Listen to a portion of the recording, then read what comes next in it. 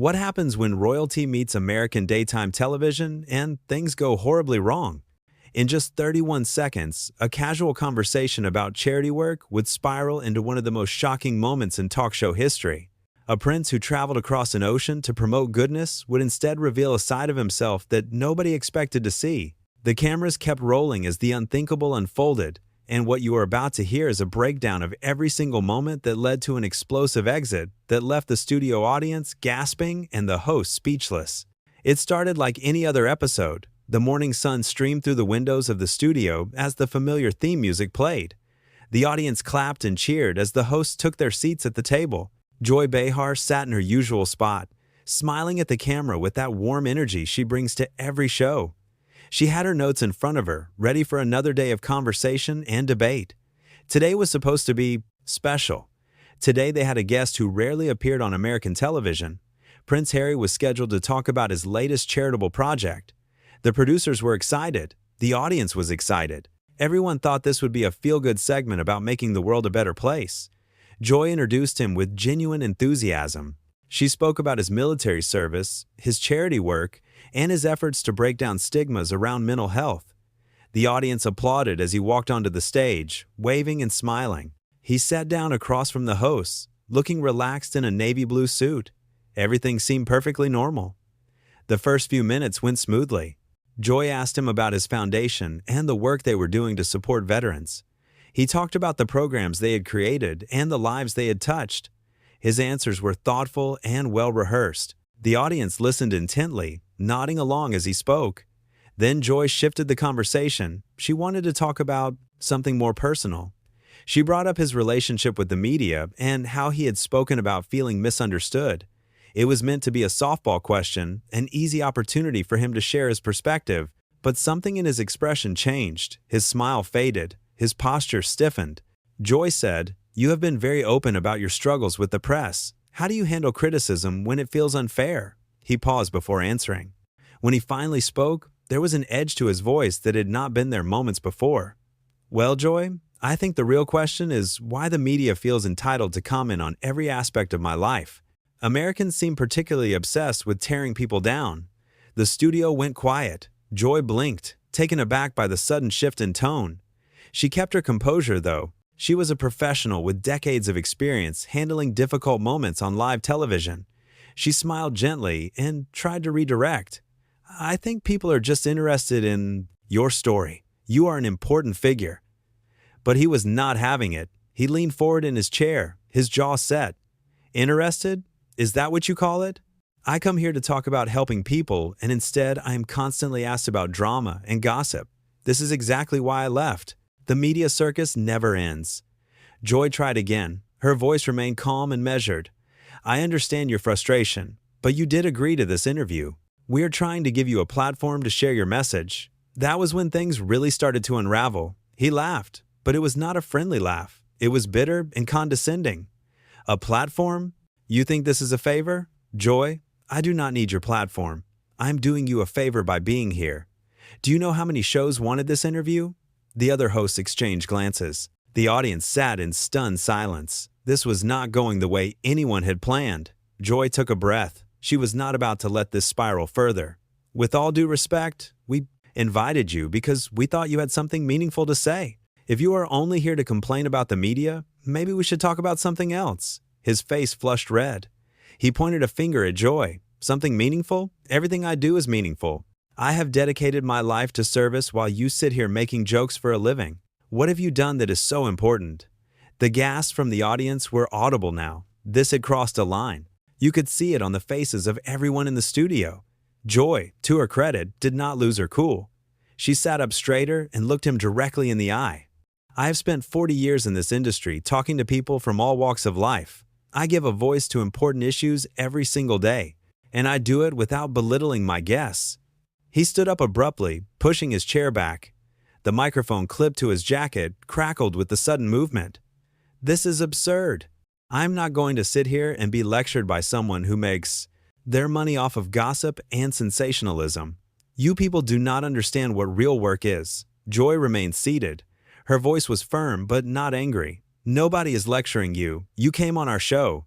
If you cannot handle a simple conversation without attacking the host, then maybe you should rethink doing interviews at all. That was the breaking point. He ripped off his microphone and tossed it onto the table. I do not need this. I do not need any of this. You want to talk about entitlement? Look in the mirror, Joy. You act like you are doing the world a service when really you are just another talking head. The camera operators did not know where to point. Should they follow him? Should they stay on Joy? The director made the call to keep the shot wide, capturing both of them in the frame. Joy stood up now too, but only to address him one last time. You know what? You are absolutely right. You do not need this, and we do not need this either. Thank you for coming. Her tone was dismissive but professional. She had effectively ended the interview on her terms. He stared at her for a moment, his mouth opening as if to say something else, but no words came out. Instead, he turned sharply on his heel and walked toward the exit. The cameras followed him as he stormed off the set, his footsteps echoing in the silent studio. The audience did not know how to react. A few people clapped uncertainly, but most just sat there with their hands in their laps, trying to process what they had just witnessed. Joy turned back to the camera and took a deep breath. Well, that was unexpected. Let us take a quick break and we will be right back. As soon as they cut to commercial, the studio erupted. Producers rushed onto the set. The other hosts surrounded Joy, asking if she was okay. She nodded, still composed despite what had just happened. I am fine. He is the one who should be embarrassed. When the show came back from commercial, Joy addressed what had happened head on. She did not sugarcoat it. She did not make excuses for him. Sometimes interviews do not go as planned. That is live television for you. We tried to have a meaningful conversation and it did not work out. We move on. The other hosts backed her up. They talked about how professionals should be able to handle tough questions without losing their temper. They pointed out that Joy had remained respectful even when he had not. The message was clear. Joy was the hero of this story. She had kept her composure. She had maintained her dignity. What made this so shocking was not just what he said, but how he said it. The entitlement in his voice, the way he talked down to Joy as if she were beneath him, the assumption that he was doing her a favor by gracing her show with his presence. It was a masterclass in how not to conduct yourself in an interview. Joy had asked a reasonable question about handling criticism. It was not confrontational. It was not a gotcha moment. It was a genuine inquiry that could have led to an interesting discussion. But instead of engaging with it thoughtfully, he had taken offense. He had made it personal. He had turned a friendly interview into a hostile confrontation. And then, to make matters worse, he had attacked Joy directly. He had questioned her career. He had dismissed her work. He had suggested that what she did was not important or meaningful. That was not just rude, that was insulting. And it showed a complete lack of respect for someone who had welcomed him onto her show. The way Joy handled it was impressive. She did not yell. She did not insult him back. She simply stood her ground and defended herself with dignity. When he stood up to leave, she did not beg him to stay. She thanked him for coming and let him go. It was a classy move that made her look even better in comparison to his tantrum. Let us go back to that crucial 31-second mark. That is when Joy asked about handling criticism. Up until that point, everything had been fine. He had been charming and articulate, but that question touched a nerve. Maybe he was already in a bad mood. Maybe he was tired of talking about the media. Whatever the reason, that was the moment everything changed. His first response was defensive. Instead of answering the question, he turned it around and attacked the American media. That was a red flag. It showed that he was not interested in having a conversation. He was interested in making a point. And that point was that he felt victimized. Joy tried to redirect. She tried to give him an out. She acknowledged his frustration and tried to bring the conversation back to something positive. But he doubled down. He became more aggressive. He started using words like circus and obsessed. He was painting himself as a martyr. Then came the line that really escalated things. When he said, "I am doing you a favor by being here," that was when the mask slipped completely. That was when everyone could see the entitlement. That was when it became clear that he viewed himself as above this show, above Joy, above everyone in that studio. Joy could have let that slide. She could have laughed it off and moved on, but she did not. She called him out. She reminded him that he had agreed to do the interview. She made it clear that nobody had forced him to be there, and that seemed to enrage him even more. His response about Joy making jokes for a living was particularly cruel. It was meant to diminish her. It was meant to suggest that her work was trivial compared to his. But it backfired spectacularly because everyone watching knew that Joy had built a successful career through hard work and talent. She had earned her place at that table. When Joy defended herself, she did so with facts. She talked about her 40 years in the industry. She talked about giving voice to important issues. She did not brag or boast. She simply stated the truth. And the contrast between her calm, measured response and his angry outburst could not have been more stark. The moment he stood up was dramatic. You could feel the tension in the room spike. The audience leaned forward in their seats. The other hosts froze. Everyone was waiting to see what would happen next. Would he apologize? Would he sit back down? Would he storm off? He chose to storm off. But before he did, he made sure to get in one more insult. The comment about Joy looking in the mirror was his final attempt to hurt her, his final attempt to make himself feel superior. But it rang hollow, because by that point, everyone could see who was really in the wrong. The way he tore off his microphone was telling too. It was not a gentle removal. It was violent. It was angry. It was the physical manifestation of his tantrum. He threw it onto the table like a child throwing a toy, and then he walked off without another word. Joy could have chased after him. She could have tried to salvage the interview, but she did not. She let him go, and in doing so, she showed that she was the bigger person. She was the professional. She was the one who understood that sometimes the best response is no response at all. Her final words to him were perfect. "Thank you for coming," was polite but dismissive. It was the equivalent of showing someone the door. It was her way of saying that the conversation was over and he was no longer welcome. And he knew it. You could see it in his face. That moment of hesitation before he turned away. The silence in the studio after he left was deafening. Nobody knew what to say. Nobody knew how to react. It was such an unusual situation. Guests do not typically walk off sets in the middle of interviews, especially not guests who are supposed to be promoting positive messages about charity and kindness. Joy handled the aftermath brilliantly. She did not dwell on it. She did not spend the rest of the show talking about what had happened. She acknowledged it briefly and then moved on. That showed incredible professionalism, because the easy thing would have been to milk it for drama. But she took the high road. The other hosts supported her too. They made it clear that they thought she had handled the situation correctly. They praised her for keeping her composure. They pointed out that she had done nothing wrong. It was a united front. And it sent a message that this kind of behavior was not acceptable. What this incident really revealed was character. Joy showed grace under pressure. She showed respect even when she was not being respected.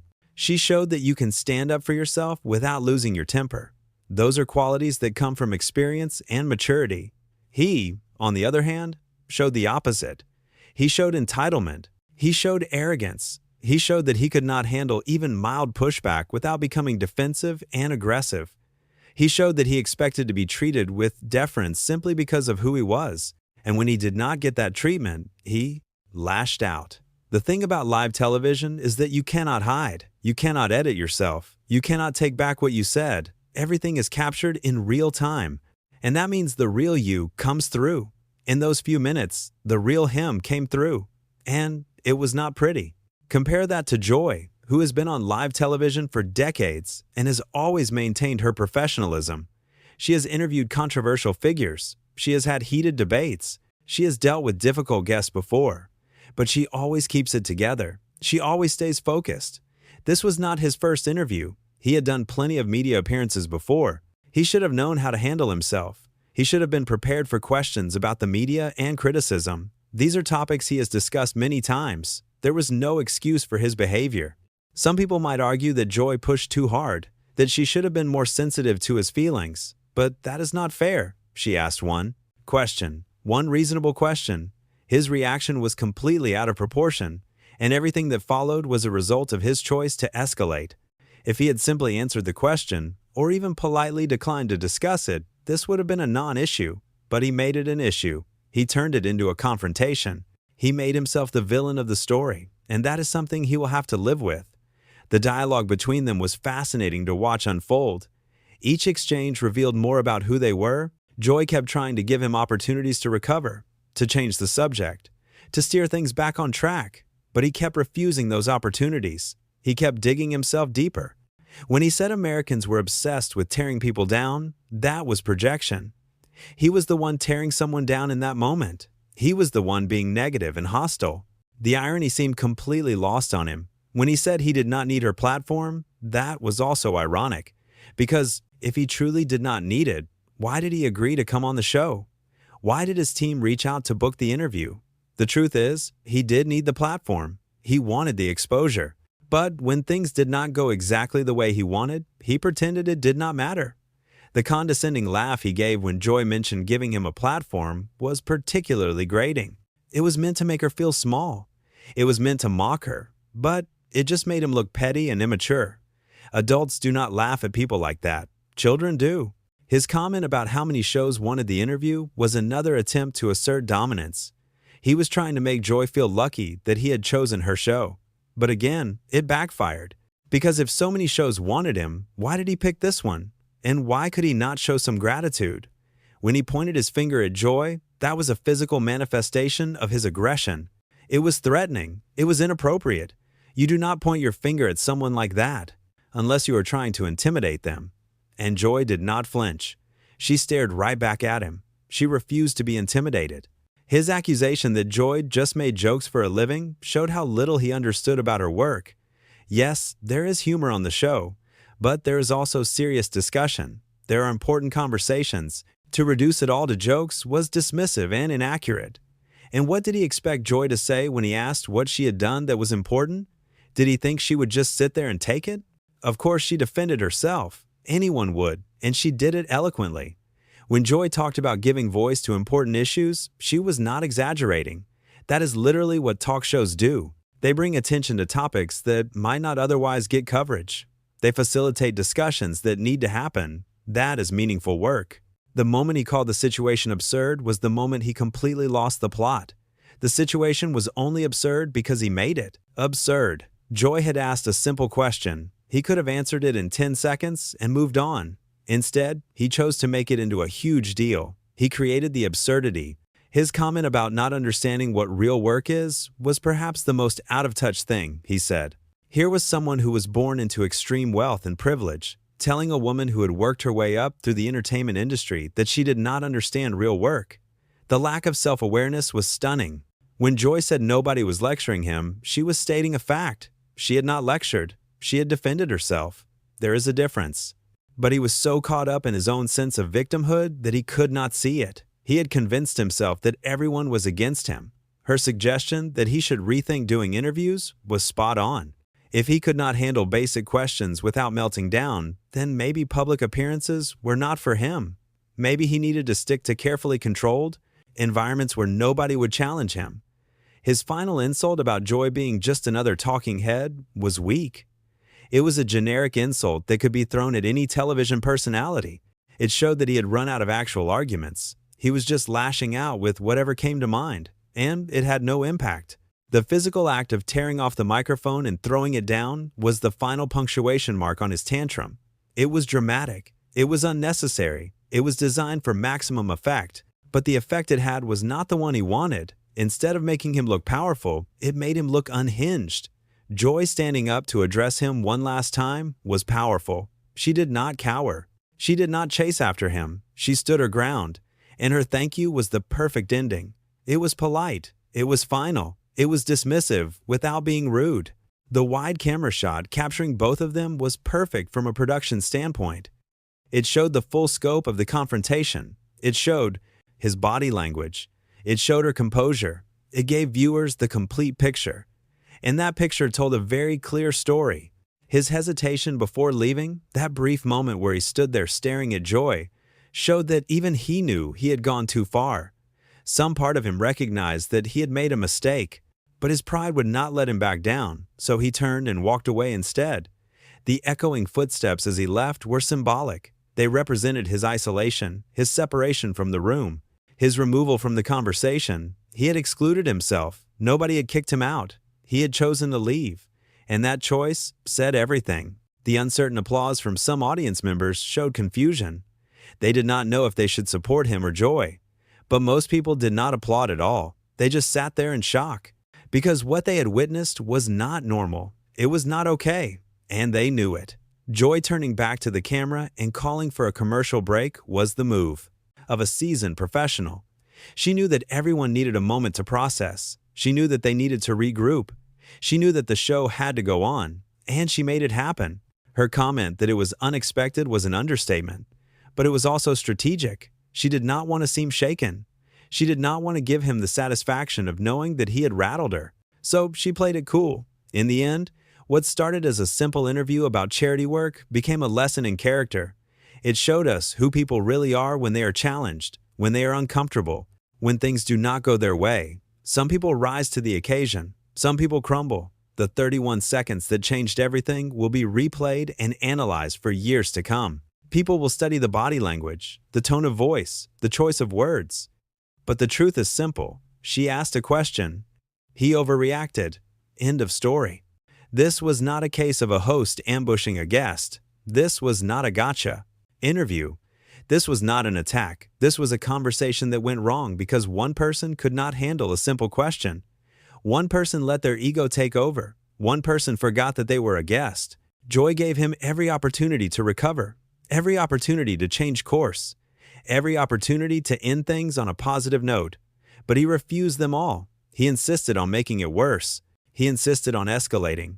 And when you burn a bridge, you cannot complain about being on the wrong side. And at the end of the day, the story is simple. A prince came on a talk show expecting to be treated like royalty. When he was treated like a regular guest who had to answer regular questions, he could not handle it. He threw a tantrum. He insulted the host. He walked off. And Joy Behar showed the world what real class looks like.